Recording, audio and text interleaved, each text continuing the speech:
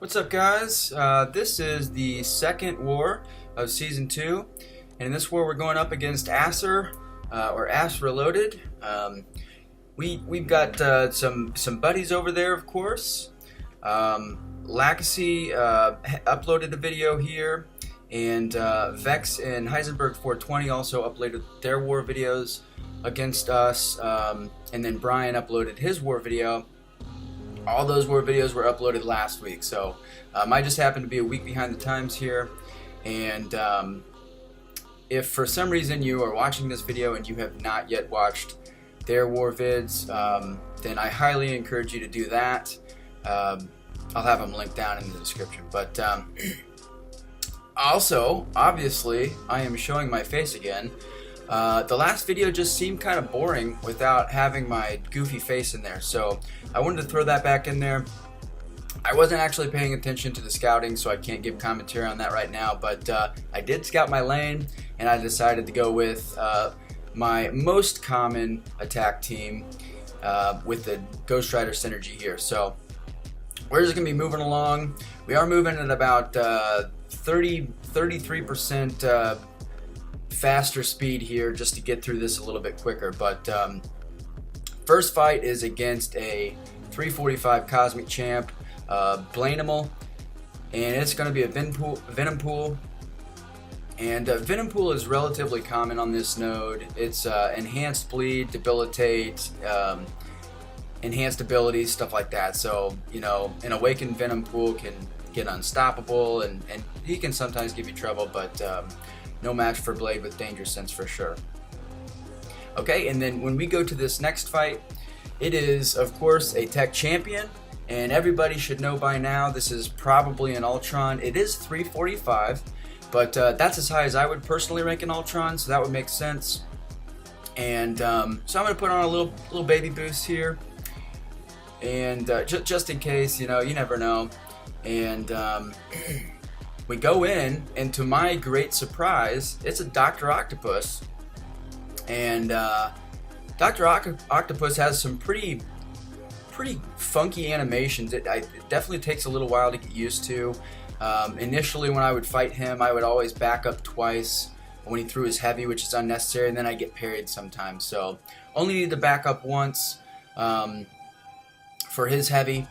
But this next fight here, I want to get to the last section, but we've got a 6-star mutant champion here on 26, which is Bloodletting, and I think it's just a enhanced bleed and enhanced crits node, but it's a 6-star mutant champ. I can't think of any 6-star mutant champions that would be too concerning on this node, so I throw in a little boost, and I'm going to go into this fight with Blade. I'm going with Blade because even though he has class disadvantage, just because of the healing factor, and obviously his damage is really high. And if it ends up being somebody a little bit tricky, then I can just parry bleed, and then of course if it's a Cable, then I just wouldn't parry or use any specials because they cause bleed. I would just rely on my damage output. But it is a beast. And Beast is not too tough. His L1 is a little weird because he's got like a really long jump, and if you miss time to jump, he can stun you. But overall, not too bad. It did take 53 hits. I don't know if you were paying attention to the previous fights, but they were in like the teens, and that Beast just had a really huge health pool. So, okay, so now we're up to the power gain node here. And it's of course a 6-star tech champion. So I'm not really sure who this could be. I'm thinking maybe Sentinel. That would be a weird place to put a Sentinel, kind of wasteful. But it is a Green Goblin. Again, I've got the Villain Danger Sense active this entire war, so this fight is no problem. My strategy against Green Goblin is to try to push him to an L2, just so that I can avoid any block damage. You can evade all 3 components of his L2, and his L1, I never feel comfortable evading the second part. That first beam, laser beam that he does is easy to avoid, and then that second one is a little tough, so just take a little block damage. But anyway, Parry bleed him, build my power up, launch a special attack, and he's down in 29 hits.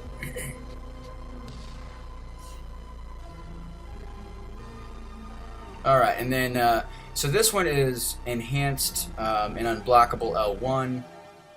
And anytime I see a mutant champion here, I assume that it's going to be a Cyclops, because his L1, if you mistime it, it can do a little bit of damage. Depending on Sig level, I think his crit rate increases maybe. So anyway, but I go in with Blade here, always on this note if it's a mutant, just because if it is the red Cyclops, then I get that villain danger sense, and it is red Cyclops.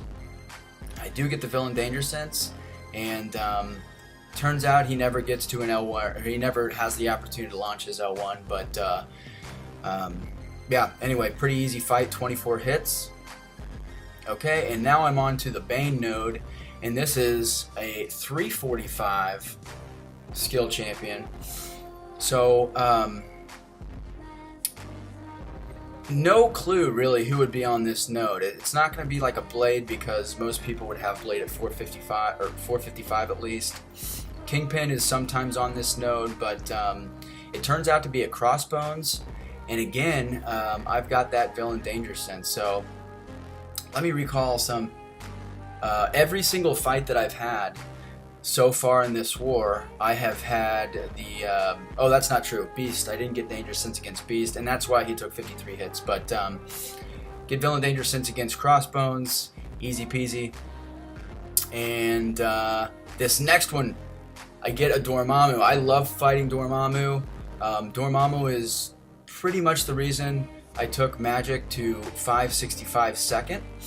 And this is the power gain node, so magic is absolutely perfect for this node, and she is the perfect counter to Dormammu.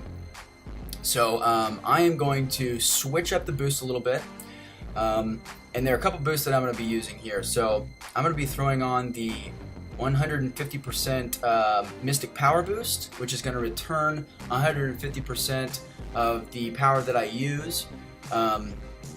And then I'm also going to be using a Mystic Special Boost, which just increases the damage output on my specials. So what I want to do in this fight is stay at an L2, or stay around that range so that I can keep recycling the L2s, get him cornered like you guys have seen in previous videos, and he should go down pretty easily. And then of course, crucial to getting to that L2 as quickly as possible is using that Advanced Power Boost. I only use Advanced Power Boosts for magic against Dormammus, or sometimes Medusas if I'm tasked with fighting her, but generally speaking I'm not, because she whips my ass. But okay, so obviously took a couple shots there from Dormammu, and this fight is not as clean as it could have been, of course, but once I get him power locked, everything is pretty good from there on out. And you see my power just stays really high because I have that Mystic Power Boost active here. And you know, if you want to be as safe as possible against Dormammus, those are absolutely crucial. They just make everything so much easier. So get him in the corner, and I'm just going to be doing the 4-hit combo deal here. I screwed up launching that L2. I don't know what happened. So I did take that mini combo from Dorm, but overall, get the job done. It's going to be a 70 hit to 70 hits taken ratio there. So not as clean as I'd like, but that's it for that war.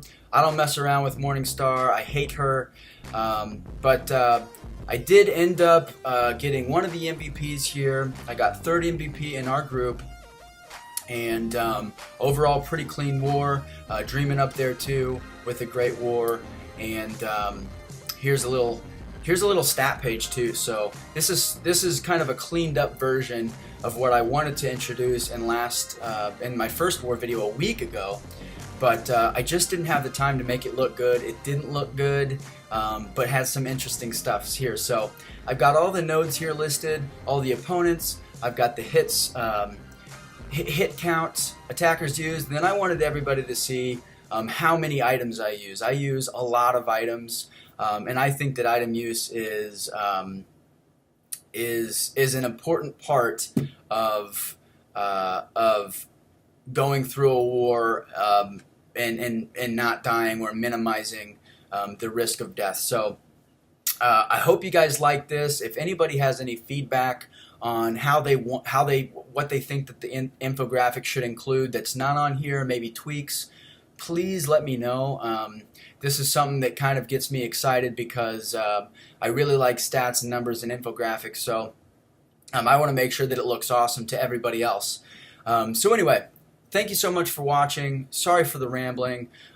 Please check out Heisenberg 420's video, Lagacy's video, Vex's video, and of course Brian's video. And I will try to be a little bit more effective getting future war videos out in a more timely manner. So anyway, thanks a bunch, guys.